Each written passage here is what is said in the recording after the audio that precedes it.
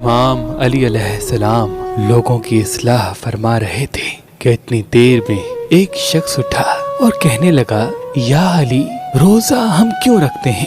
روزہ کیا ہے؟ تو امام علی علیہ السلام نے فرمایا، اے شخص، انسان کے وجود کے دو رخ ہوتے ہیں، ایک انسان کا جسم اور دوسرا انسان کی روح۔ انسان مسلسل اپنے جسم کی خواہشات کو پورا کرنے میں مصروف رہتا ہے اور اپنے روح کی توانائی کی فکر نہیں کرتا۔ تبھی اللہ نے ایک مہینہ ایسا رکھا جس میں انسان سورج طلوع ہونے سے پہلے سے لے کے سورج غروب ہونے تک اپنی جسمانی خواہشات پہ قابو پا لے، تاکہ اس کو یہ احساس ہو کہ کوئی اسے دیکھ رہا ہے، اس کے اندر اللہ کا خوف پیدا ہو کہ جس تکبر سے میں پورا سال کھانا کھاتا رہتا ہوں، اگر یہ نعمتیں ختم ہو جائیں تو اس کا کیا حال ہوگا۔ اس کے اندر یہ احساس پیدا ہو کہ اس زمین پہ جو لذیذ کھانا نہیں کھاتے، جو پیٹ بھر کے نہیں کھاتے، وہ کس طرح سے زندگی گزارتے ہیں۔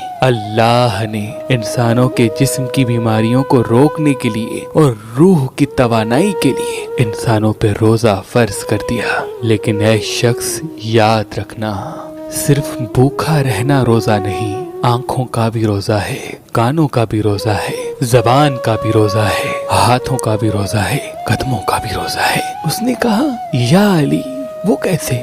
امام علی علیہ السلام نے فرمایا، صرف بھوک پہ قابو پانا روزہ نہیں، خواہشات پہ قابو پانا روزہ ہے۔ اگر کسی انسان کو آنکھوں سے گناہ کرنے کی عادت ہو گئی ہے، آنکھوں سے ایسے ایسے مناظر دیکھتا ہے جو اللہ کو ناپسند ہے، تو وہ اپنے آپ کو اس سے روکے۔ اگر کوئی انسان کانوں سے ایسی باتیں سنتا ہے تو انسان اپنے آپ کو اس سے بھی روک لے۔ اگر کوئی انسان زبان سے اللہ کی کسی مخلوق کا دل دکھاتا ہے، تکلیف دیتا ہے، تو انسان اس سے بھی رکے۔ اگر ہاتھوں سے، قدموں سے کسی پہ ظلم کرتا ہے تو انسان اس سے بھی رکے۔ اے شخص، حقیقت تو یہ ہے کہ اپنی نفس کو اپنی خواہشات سے اللہ کے لیے روکنے کو روزہ کہتے ہیں، کہ اپنی